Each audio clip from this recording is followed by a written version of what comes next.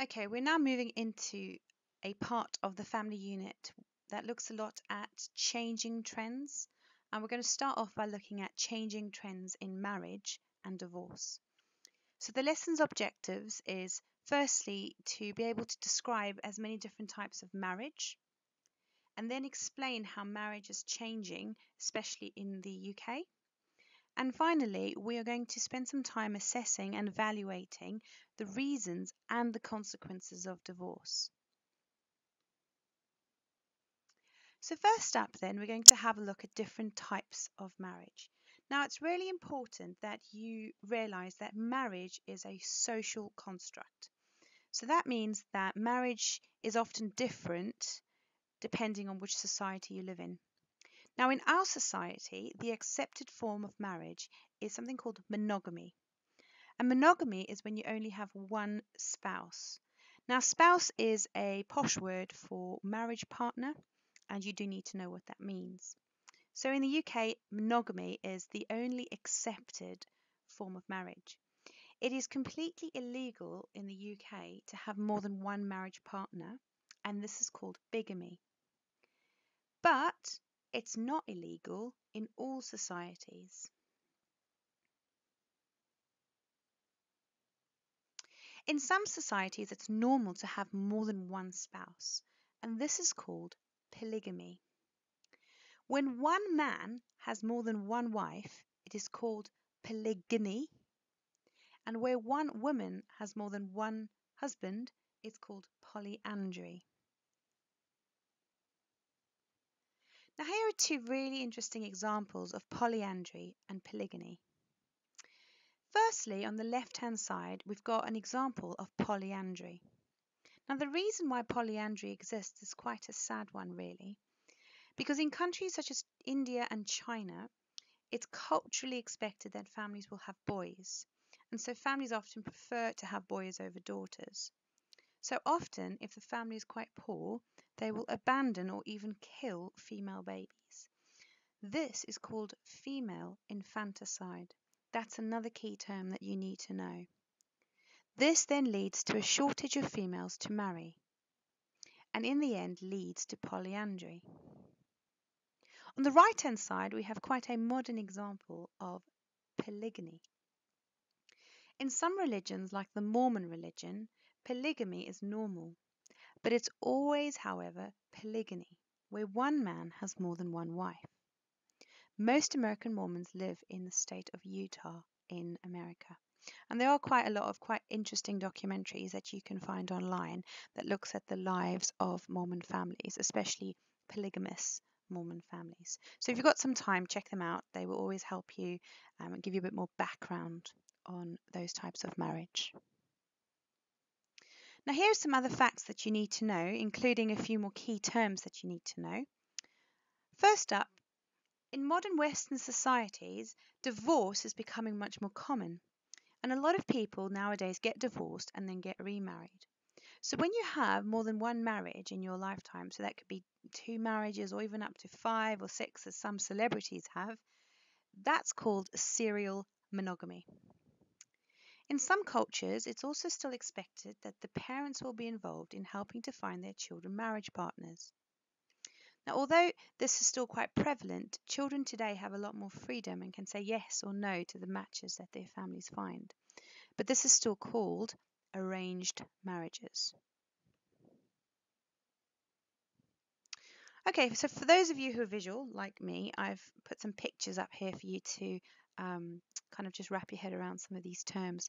The top picture is your normal wife and husband, and that's called monogamy. Now, this is quite important, and that's why I've got a little box kind of explaining it over onto the right-hand side. But bigamy and polygamy are the same thing. But if you are in a society where it is illegal, you call it bigamy. If you're in a society where it's fine, like in America with the Mormon culture, you call it polygamy. Okay, so if someone's talking about bigamy, it's always in a legal context, that is an illegal thing in that society to have more than one spouse. And then at the bottom, you've got polygyny, which is more than one woman and only one man. And the bottom one is polyandry, where one woman can have more than one husband. Excellent. Okay, so what I would do if I was you, I would pause the video now and I'd draw this table in your notes where you've got all the key terms, the definition of those key terms, and to help you out, a little stick drawing picture just to help you remember the difference between some of the kind of very similar sounding words. Really, it doesn't matter how bad your drawing is as long as you can see that there are men and women, and little stick figures will do. Okay, pause now and have a go.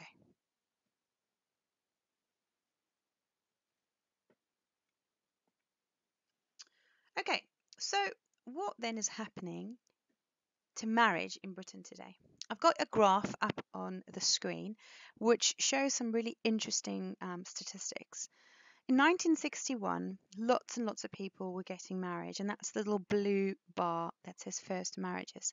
And divorces were fairly uncommon, which meant that remarriages were also fairly uncommon. Remarriages happen after your husband or your wife has died or after you've gotten a divorce. Then you see in 1981 there is a decline in first marriages, which is starting to show us that less people are getting married in the first place, and there are also a massive increase in divorces happening in the 80s. Then in 2001, there's even less people getting married, there's even more divorces, and again, remarriage is on the rise. So this graph shows a very interesting picture of what's happening to marriage in Britain today. And we're going to go into a little bit more detail about why these changes have happened and are still happening. But first up, we're going to have a look at some of the reasons why marriage is changing. Here's some interesting statistics for you, and these statistics aren't just for interest, they will really help you in your 12-mark essay questions if they come up. If you can remember some statistics and some studies, that will ensure that you will get a very high grade for your 12-mark essays. Recent figures show that only 25% of women aged between 20 and 29 are married, compared with 75% 30 years ago. There are a number of reasons why there has been this massive decrease in marriage. First up is the rise in cohabitation. Now, you should all know what cohabitation means, but for those of you that maybe haven't remembered, cohabitation is living together without being married. The second reason why marriage trends are changing is that less and less people are religious, and therefore less are getting married in churches. There's quite an interesting statistic here where actually only 36% of marriages nowadays are taking place in churches. And more people are getting married in the registrar office, or just having the registrar come to the hotel or to any other building that has been agreed as a place of marriage. So far less people are actually getting married in churches. So this brings us on to divorce rates. First up, here's a few statistical trends for you to have a look at, and then we're going to look at some of the more deeper questions like why is divorce rates going up and what are some of the consequences. So it's obvious to everybody really that the number of divorces and the divorce rate has risen in the UK over the last 50 years. The most dramatic rise was in the 70s, with figures reaching as highest in the 1980s and 1990s. Then things started to slow down a little bit, and in 2006 there was the lowest divorce rate since 1977. Now you could argue that's because less people are getting married, but it also shows that maybe things are calming down a little bit. Since the mid-1970s, over twice as many divorces have been granted to women than to men. Now that is a very interesting statistic, and we're going to have a look at why more women have been granted divorces more recently. So here's another quick little graph just to show you some of those statistics in graph form, because I know sometimes that helps really paint a picture. You can see in the 50s and the 60s, divorce rates were really quite low. And then in the 70s, 80s, and 90s, there's a massively sharp rise in divorce. And then slowly things have started to calm down a bit. But even though the divorce rate has come down, you can see that it's still rather high as we head into the 2000 and beyond years. So, why has the divorce rate increased so rapidly? Well, there's a number of different reasons, and you need to know these reasons in quite a lot of good detail.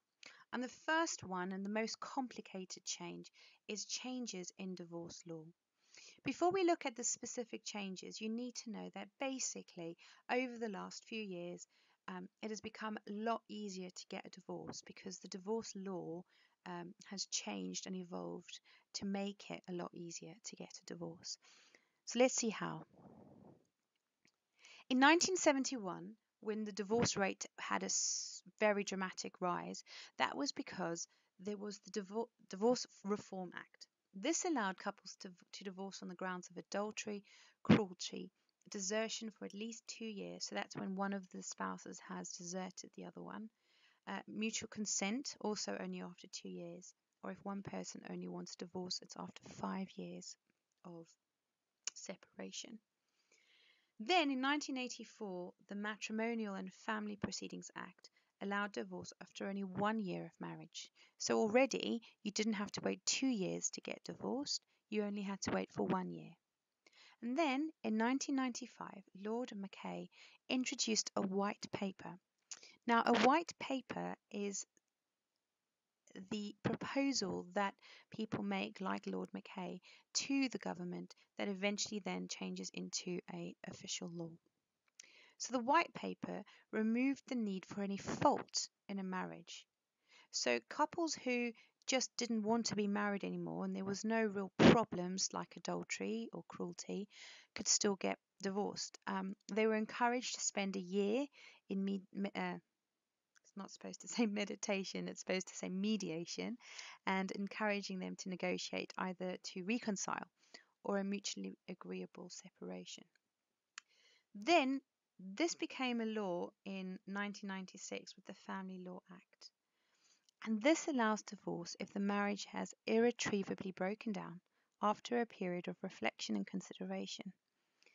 Now, as you can see, this act in 1996 has taken away any of the minimum time limits. So if you feel your marriage has, irretrievably broken down after 2 weeks, and you can convince the court that you've reflected on it, then you can get a divorce. You don't need to wait, and you don't need to go through too much mediation. So it's quite clear now that it's very, very easy to get a divorce compared with in the past. And bear in mind, before the 1970s, it was even more difficult to get a divorce, especially for women. So that brings us back to that last point on the slide previously, which I'll go back to. That is why far more divorces have been granted to women than to men because of the changes in the law. Okay. Secondly, and these are much less complicated reasons, there's less social stigma around divorce. In the past, divorce was very much frowned upon, and if you got divorced, you suffered some really negative social consequences.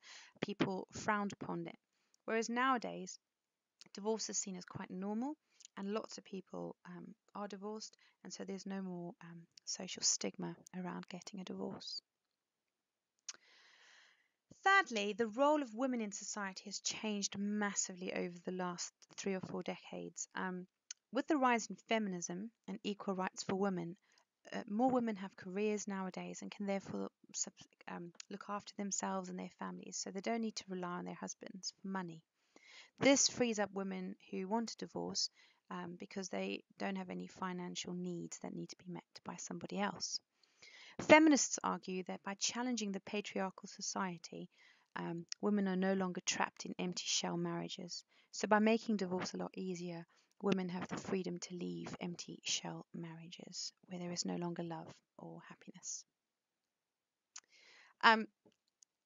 I found this and thought it was brilliant.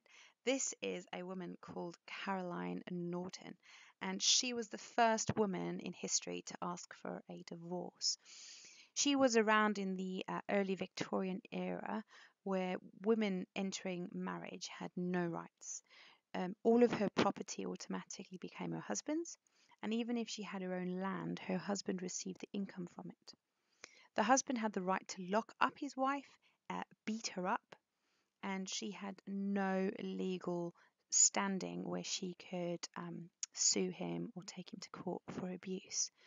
The law mostly removed itself from marital relations, which basically means that the law didn't really intervene when there was domestic violence or domestic abuse. Married women were also put in the same category as lunatics, idiots, outlaws, and children. Even her children were not hers according to the law, and if a woman left the home to take refuge elsewhere, as she did a number of times, her husband could lock her out without needing a court order. So all of these different parts of the law are really unfair, and she basically spent her whole life challenging these because she had a very abusive and pretty nasty husband, and she was the first person to really campaign for equal rights for women when it comes to the law and for when it comes to asking for a divorce. So yeah, I just thought that was quite interesting, and she's got quite a badass face. So yeah, there you go. Okay, the last two reasons for the rise in divorce rates is firstly the decline in religious belief. So because fewer people are religious, they don't have any religious objections to divorce. And finally, when some people expect to have fairy tale relationships like they see in the movies, they may think about having a quick divorce if they get married and then realize that this is not real life. So entering into marriage with unrealistic expectations and thinking it's going to end up like Cinderella or Sleeping Beauty, often people find it quite disappointing and may resort to divorce. Okay, so that's it. Make sure you, like I've said before, fast forward, rewind, pause, go back over the work and make sure you know it, because in class we are going to test what you've learned and then evaluate the consequences of divorce for wives, husbands, and children. We're also going to look at the advantages and disadvantages of the decline in marriage as well as the increase in divorces. So, with that in mind, get thinking about it. Think about what you are going to contribute to our activities in class. Okay, brilliant. See you there.